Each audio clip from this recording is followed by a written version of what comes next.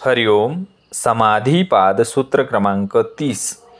व्याधिस्त्यान संचय प्रमाद आलस्य अविरती भ्रांतिदर्शन अलबद्ध भूमिकत्व अनवस्थितानि चित्तविक्षेपः ते अंतराया.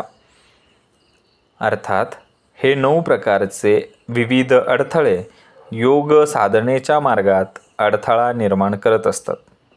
व्याधी म्हणजे शरीराचे विविध आजार.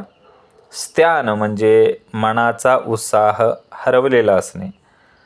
संशय म्हणजे गुरु किंवा गुरुनी घालून दिलेला मार्ग किंवा स्वतःवरती शंका घेणे. प्रमाद म्हणजे शिस्त न पाळणे. आलस्य म्हणजे आळस आणि उदासीनता. अविरती म्हणजे विषयभोगाची लालसा. भ्रांती दर्शन म्हणजे चुकीचे भ्रम किंवा चुकीचे समज. अलबद्ध भूमिकत्व म्हणजे ध्यानस्थिती न मिळणे. अनवस्थितत्व म्हणजे काय तर मिळालेली स्थिती टिकवता न येणे. जेव्हा साधक योग करतो, जप करतो, ध्यान करतो तेव्हा त्याच्या मार्गामध्ये हे 9 अडथळे म्हणजेच 9 वादळे येत असतात. शरीर अस्वस्थ होत असतं, मन शंका घेतं, आळस येतो, विषयभोग असं आकर्षित करत असतात. ध्यान साधलं तरी ते टिकत नाही, पण सततचा अभ्यास आणि वैराग्य यांच्या सहाय्याने हे सर्व अडथळे हळूहळू नाहीसे करता येतात आणि साधकाला आत्मशांती, स्थिरता आणि ज्ञान प्राप्त होते.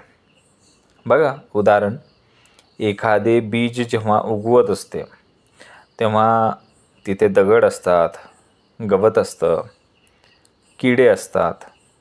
हे सर्व त्याच्या वाढीमध्ये अडथळे आणतच असतं. तरीसुद्धा ते झाड त्याच्या धैर्याने, सातत्याने उगवून येतं. ते बीज उमलतं. तसेच हे 9 दोष साधकाच्या आत्मविकासाला बाधा घालत असतात, थांबवत असतात. पण साधकाने धैर्याने, सातत्याने, श्रद्धेने अभ्यास करून, वैराग्य करून यांच्या सहाय्याने हे सर्व अडथळे हळूहळू नाहीसे करावेत आणि आत्मशांती, स्थिरता आणि ज्ञान याची प्राप्ती करून घ्यावी. धन्यवाद.